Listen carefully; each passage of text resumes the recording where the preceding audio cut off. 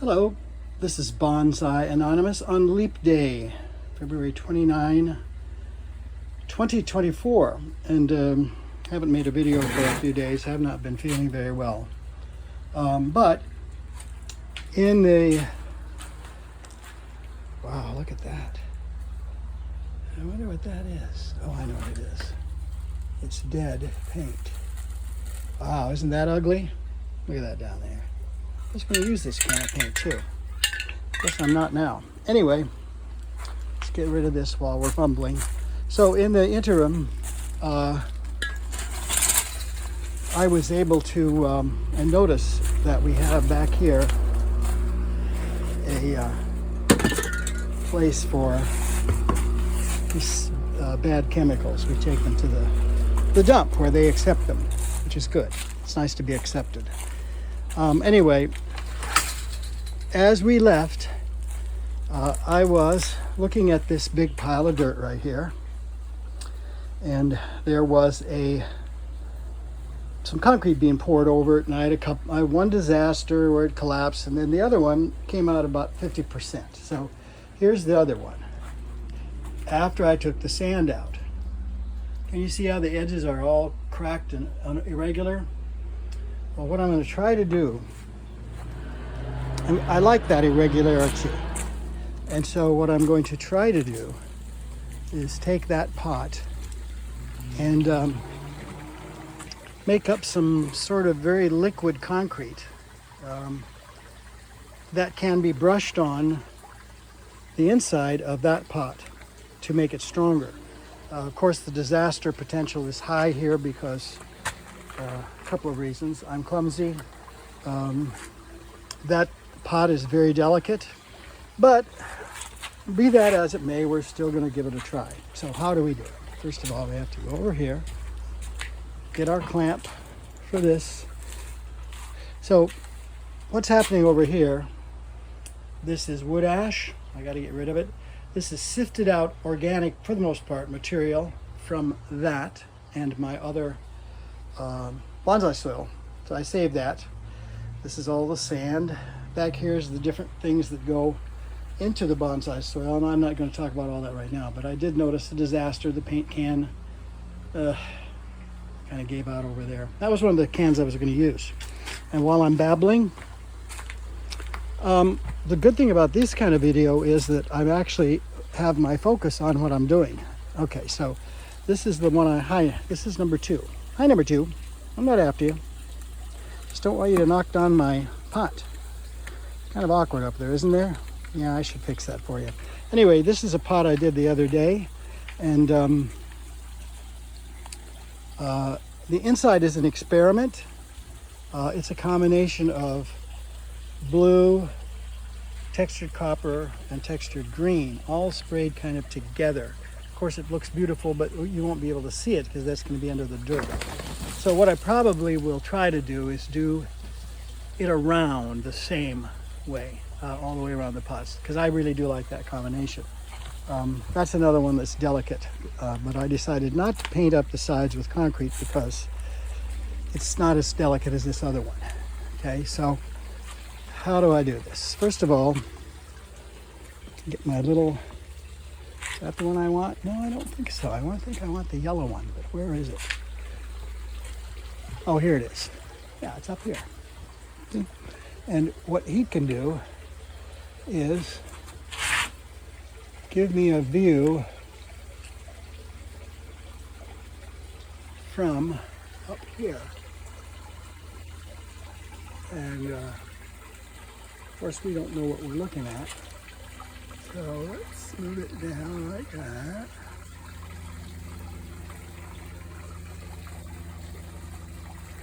And over. What I really want is to not get very much of me in it. Okay. Well, you can get some of me in it. That's okay.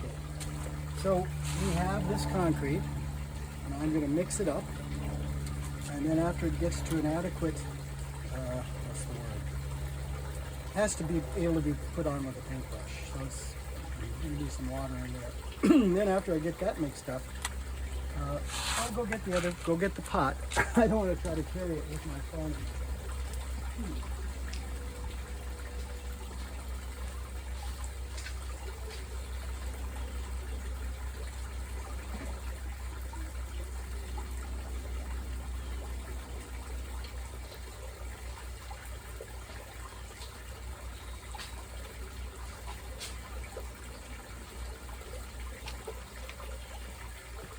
All right, now that we're over here, and I'm noticing that I have no place to sit or put the pot or put the concrete, and why is that?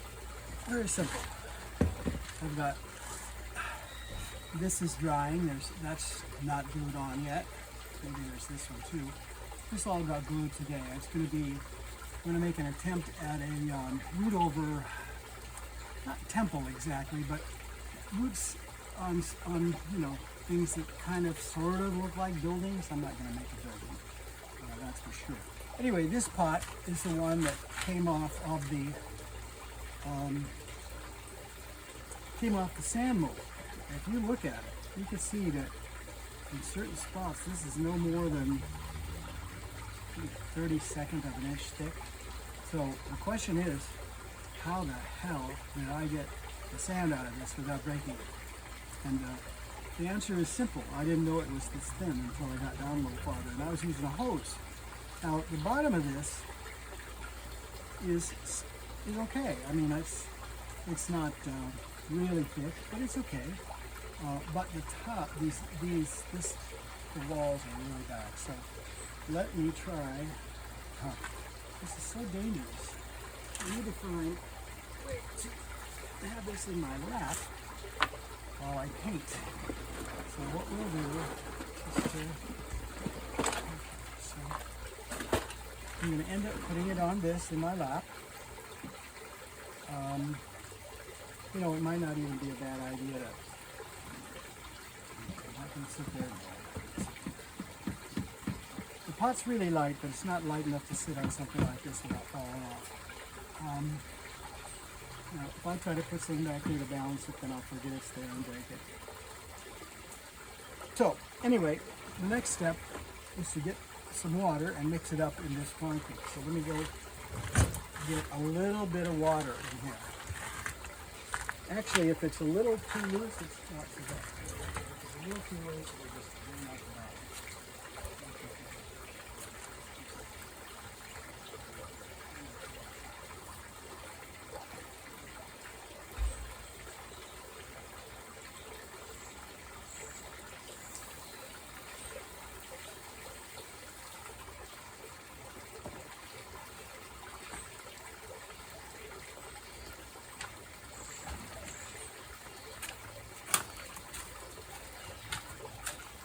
The problem with, well, I was going to say the problem with Florida, but we don't have time.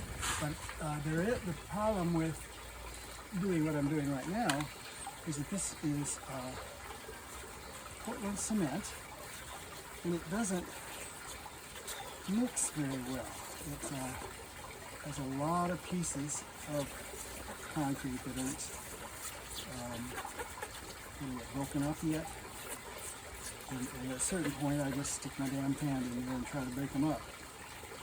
But really, Portland cement, as far as I know, does not have any rocks in it. So anything I find in it is apt to be crushed. So let's just do that. Now, why am I doing this? Because this needs to be slightly thicker than it is. And the reason to make it, the way to make it slightly thicker is to break up some of these little concrete balls in here. I don't really know what else to call them, but you can see that this is getting close to the right consistency, except for the balls. So maybe we can make it a little. Now, why are these balls in here when bags of commercially available concrete? Well, that's simple. You just have one bag, and I just have one bag, and it's open, and okay,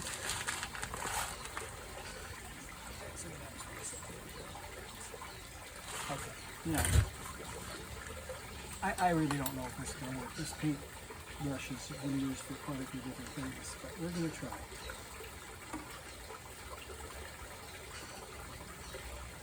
I don't think you can even see what I'm doing. Okay, let's try it this way. And at a certain point, I'm just going to, the whole thing's going to just fall off and break on the floor. And that's just the way it goes. So, as you can tell, as I go, it would appear that little pieces of concrete are falling off the wall. Now there is another way to do this, and I'm hesitant to do it with a real delicate pot. And that is to actually put some concrete like this stuff in the pot, and then kind of pick the pot up and move it around and let the stuff kind of circulate. Okay, so as I'm doing this piece right here has got to come off, because I'm dragging it right across the edge of that thing. Other thing that could possibly happen at some point is that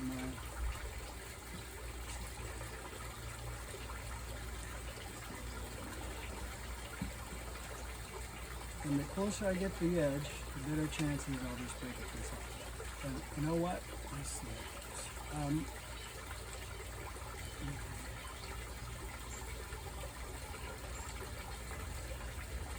So can you see that what's happening is it's kind of slightly drying. Slightly drying as I do it. And little, over here are little drips like I'm making over here. What I don't want to do is break off too much of it, so I have to do this carefully. This is not easy if you have a trimmer, which I do. I'm not going to do that actually, but it's life.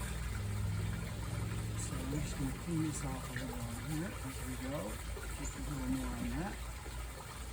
It really needs to kind of flow off this brush, because I'm not really able to, at least at the top, do much, what you call, moving the brush around very much. And it has to just,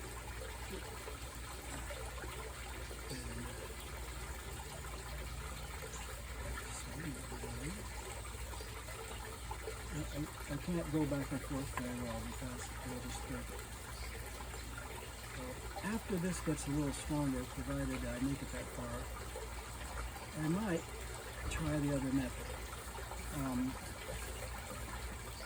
That's the method where you pour it in and let it go its own way. And I can do a version of that with this. Right? Just putting the brush there and letting it go. Now, as I go, I'm finding little spots where I didn't get all the dirt. There's still some dirt in there. I think that's okay too. So I'm even feeling this wall move as I paint it, so it's not very strong. And I got to keep it underneath that. It's just about what it says. Not too far. Because then I'll try to catch it, and then I'll finish that.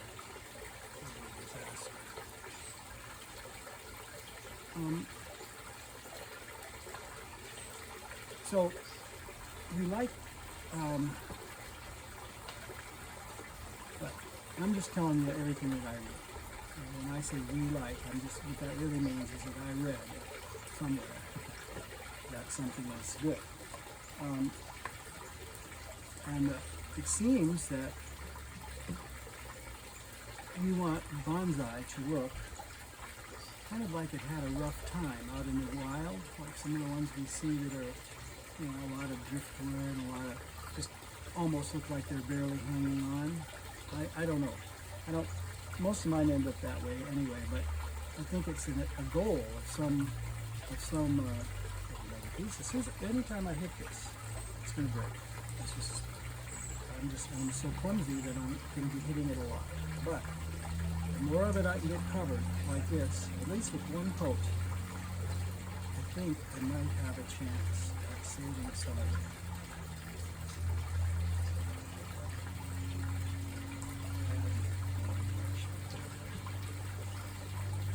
could also use a smaller brush maybe, because there's some little spots. I really don't want to miss any of them like that under there. I don't want to have, I want it to make it stronger. So I have to say I've done this a few times in different ways. I did it on the pots that are made out of t-shirts. That's gotta go. It's almost broken. Alright. Now there's more. Now, what do I do with this pot? If it gets breaking and breaking and breaking and all of a sudden I don't have enough to what do I do? Well, then I just make a shorter pot out of it. And that's what kind of looks like what's happening. These little pieces are so delicate that I can't even really touch them. So, I don't know. I'm trying to figure out what I should do. I don't really move them. Okay, and I touch that again. That didn't break it that time. Yes. So, what do I think about? You notice that when something went okay, I say thanks. Okay, so what does that mean? What does that mean to me? Well, I'm thanking. I'm saying thank you. And yeah, that's something stupid to say, but the question someone always wants to know is, who am I thanking? Does that mean I'm a Christian or what am I? And actually, what I am is someone who thinks that I didn't create the universe. Pretty sure I did. I'm losing my memory, so if someone knows that I did, let me know. But I don't think I did. I think I mainly just in the universe. Okay? So,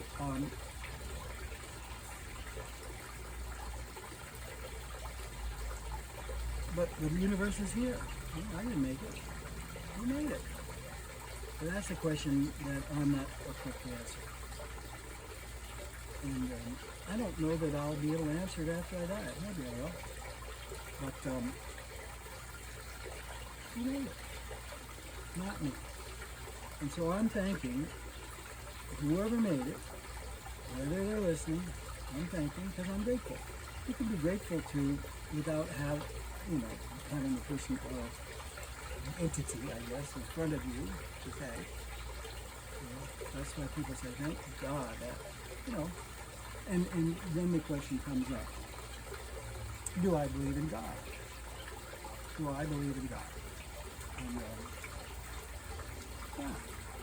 yeah, I just don't call, I use the word God because it's convenient.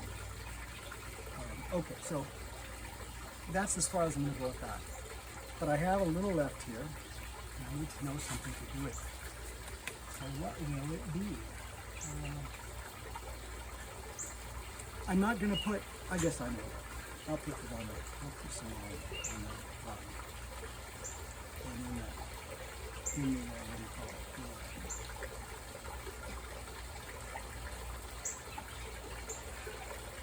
All around the edges. That's the good one.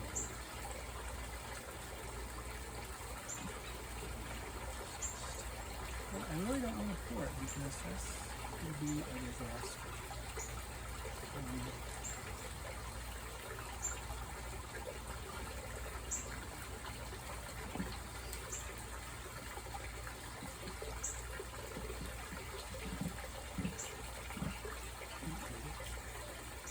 Let me get around this bottom part.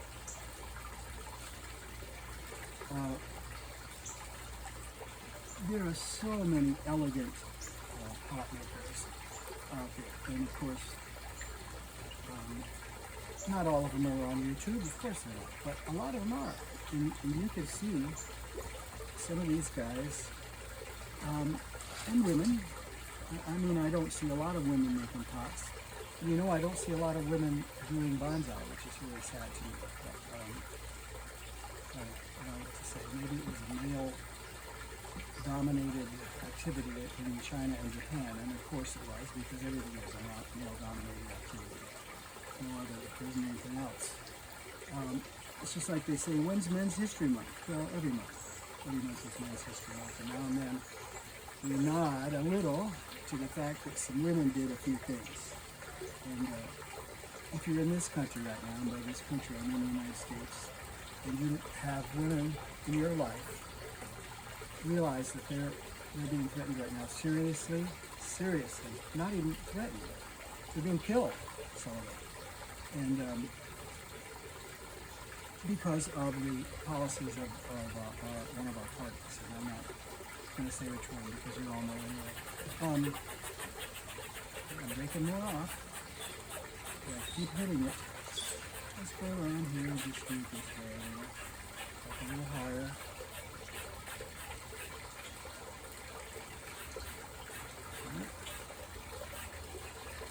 Well, there's a broken piece.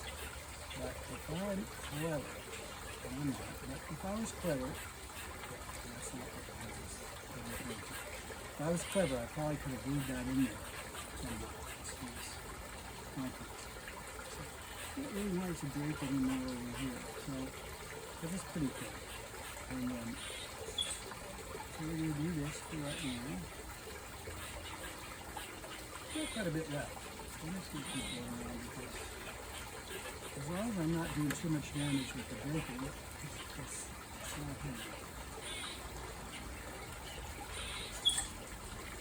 here.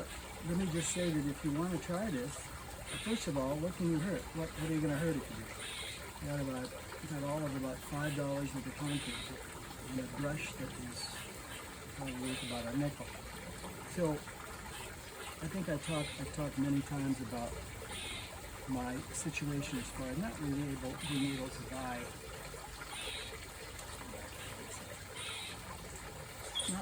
buy, nice bonsai pots. I don't know if it's a wealthy person's hobby in Japan or not. I would think so. And then the other part of that is that it's possible that in ancient times, probably, that the idea of a hobby is something that was only available to royalty or the wealthy. Because if you weren't one of those, then you were in the fields all the time, basically. I'm going to really try to get the rest of this on here. And,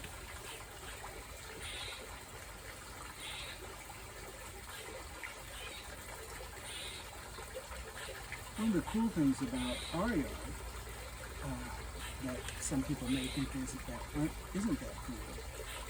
is the fact that we have so many birds that come here to eat. I think I have 50 bird feeders, a lot of bird feeders. And there's some concrete going on. Yeah, that's good. Okay, so this needs to be pretty much up to the top, because if it isn't, it's not going to be doing any good. Okay, so how many do I have left? I think that one's done.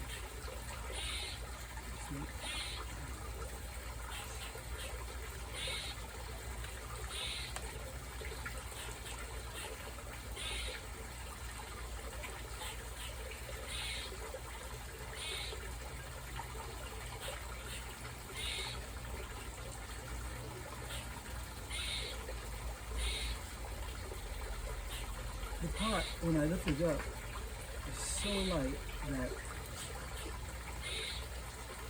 I knew that I was going to have to do something. It's so light that I thought I might not even make it over here. And now that I'm doing this, I'm hoping that I'll be able to make it back, wherever it is on board. So the point I was getting to is that a little extra concrete, even though it makes it heavier, is not bad at all.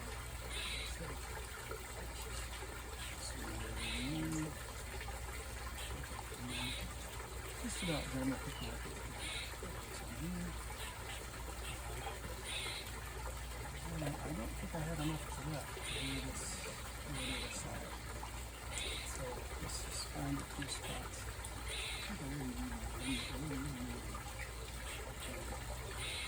and this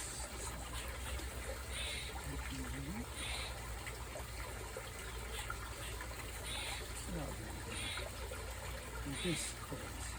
Now, the next thing to do is to, once again, wait. And of course, clean off the brush. Rob, I don't know what I need you, but we'll put you there.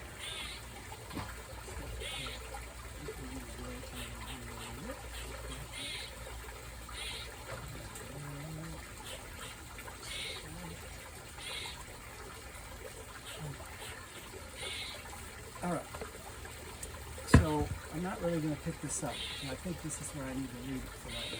But maybe you can see how that's going to fall if I leave it out there that far. I'm not going to. So the next step is to make a decision. I may put some more concrete around this, but I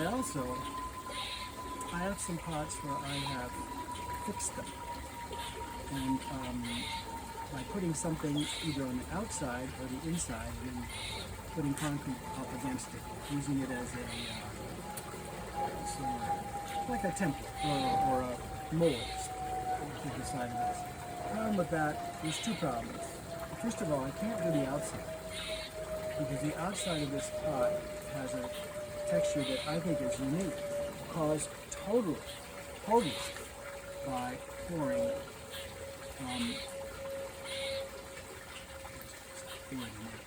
by pouring this over a pile of sand. Not doing anything here. So I chose to leave this way, but that means I've got these big gaps. Now there's two choices. One is to just make the pot that tall, the dirt, like a mound of dirt up to there, and have these walls around it too. That's a possibility. Another possibility is to go around and bring the whole pot down to that level. That's a possibility too, but I need some deeper pots. I don't have to. And so I think what I might do,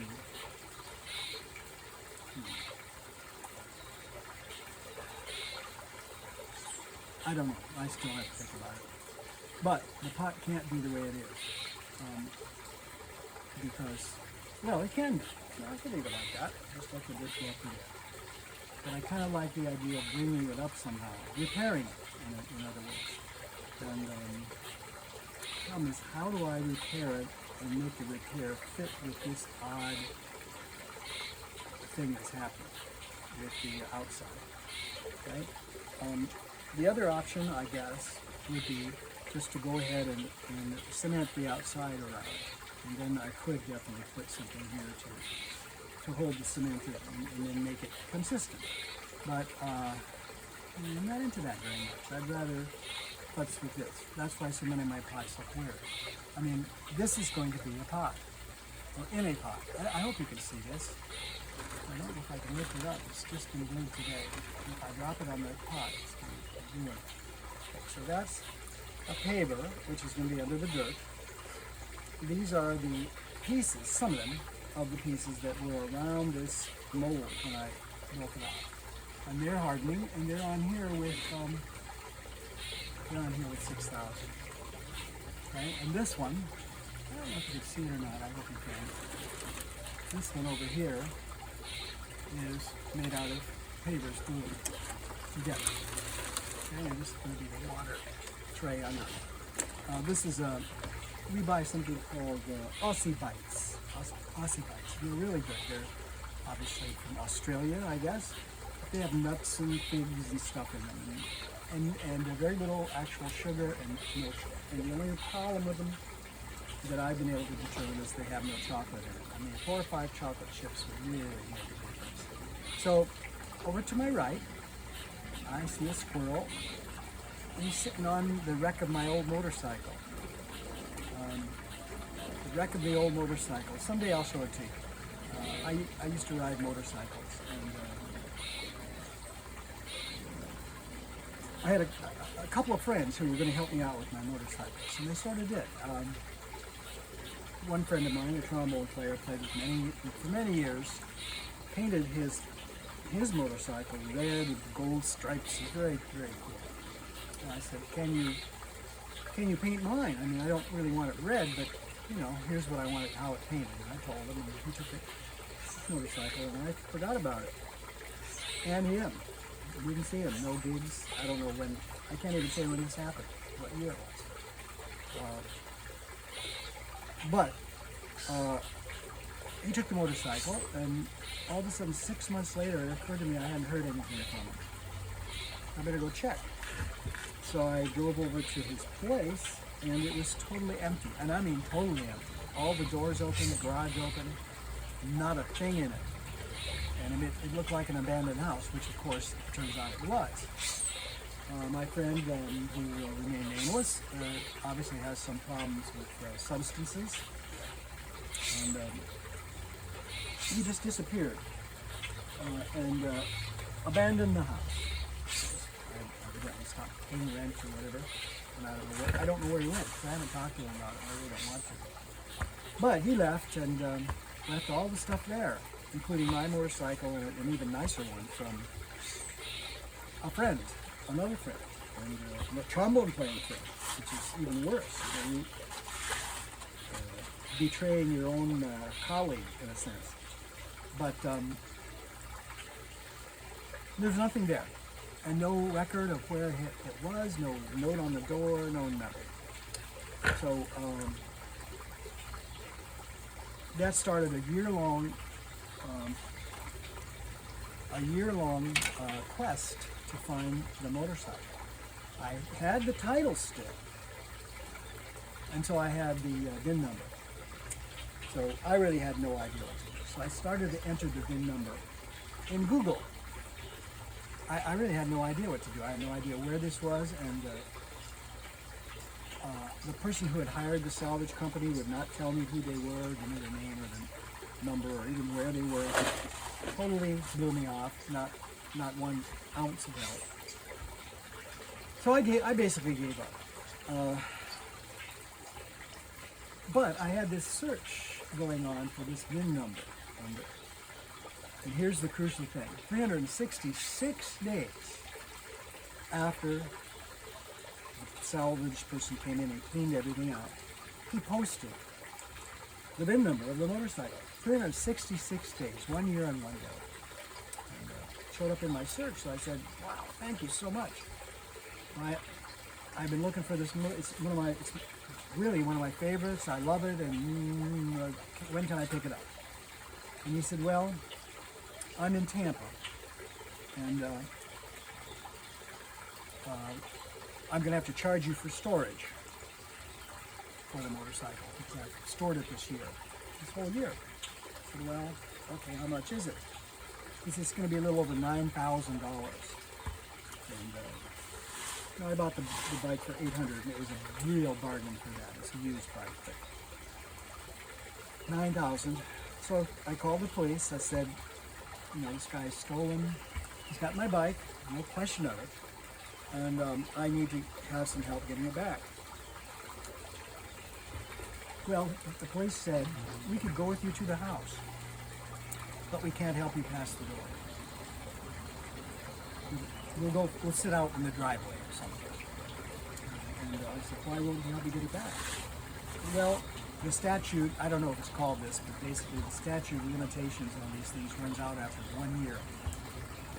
So if no one claims it in a year, it's yours. And he made sure no one would claim it because he didn't publish the VIN number. I feel that, and that's a scam. So I said, I paid $800 for the bike. I'd be willing to give you $800 for it. No, I said, I got to get that money back for storage. Of course, he never got the money back. And I said, "Can you tell me what's happened with the bike?" He said, "Well, it's been flooded out." And this was a 1979 bike with 12,000 miles on it, 750. It's just a beautiful bike, perfect. I bought it in Columbia, South Carolina, and drove it home. All the way down here to Florida. Beautiful bike, 750. Really, restored, basically. But total junk by that point. And, I told the guy off, but he doesn't care. It's his business. It's his business to fuck people over. And he did it well. The other bike, well, that was a 7 key. That one disappeared first. Then we had actually a really good guy working with us here at the house. He was a handyman. And as I sit here looking around, I see many things he did. The deck I'm sitting on, he installed. Many things. Just dozens of things that I was unable to do. He did for us. I'm very grateful to him for that. But at a certain point, I told him, I said, I can't ride this bike anymore.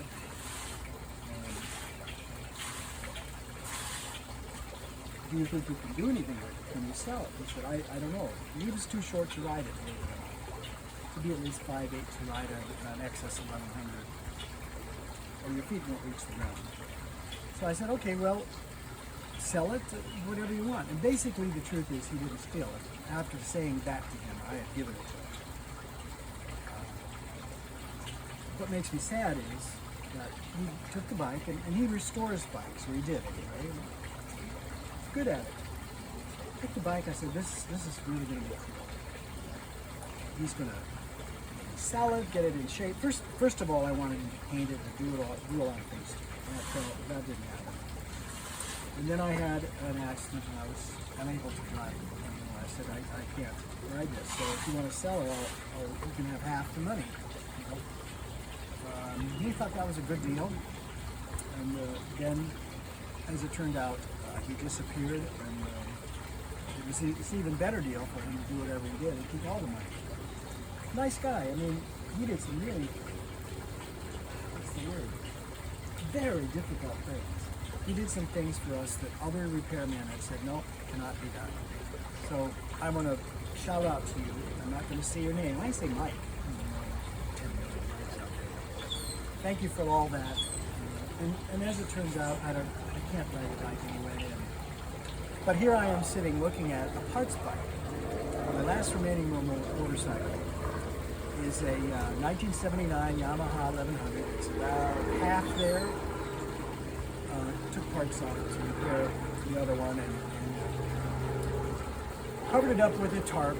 And if I could find someone who'd haul it out, I probably would do it, except there's an opossum in his family living under that tarp. So that's where it sits. The last reminder of my days as motorcycles. I made it all the way up to Tennessee and Carolina. When I was in high school, I rode all over the Dakotas and Montana, Wyoming. And I have good, well, I was going to say I have good memories, but I don't have them. I just know I do. So, enough about that. This seems to be doing okay. It's really in reticence about moving.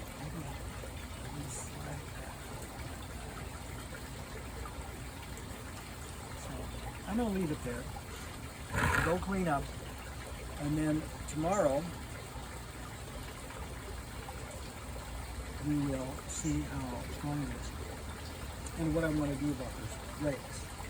There's all sorts of things you can do with those.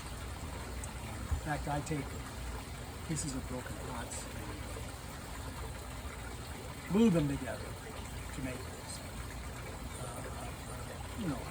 I've taken you around the yard.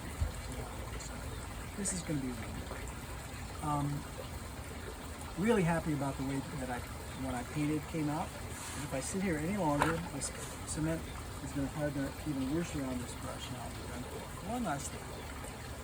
This is a reflector from the bottom of one of these lights, or something like that. And I put these lights in my Japanese lanterns, and this goes in the bottom. Now, what I had hoped it would do would be reflect, but the only way to do that would be to cover it with some sort of gilt. Is that how you call it? Gilded. I can't think of the word, but it's little gold sheets. Unfortunately, the more of these I make, the more memory I lose, and the more words I lose. Anyway, that's enough for today. Bonsai Anonymous out.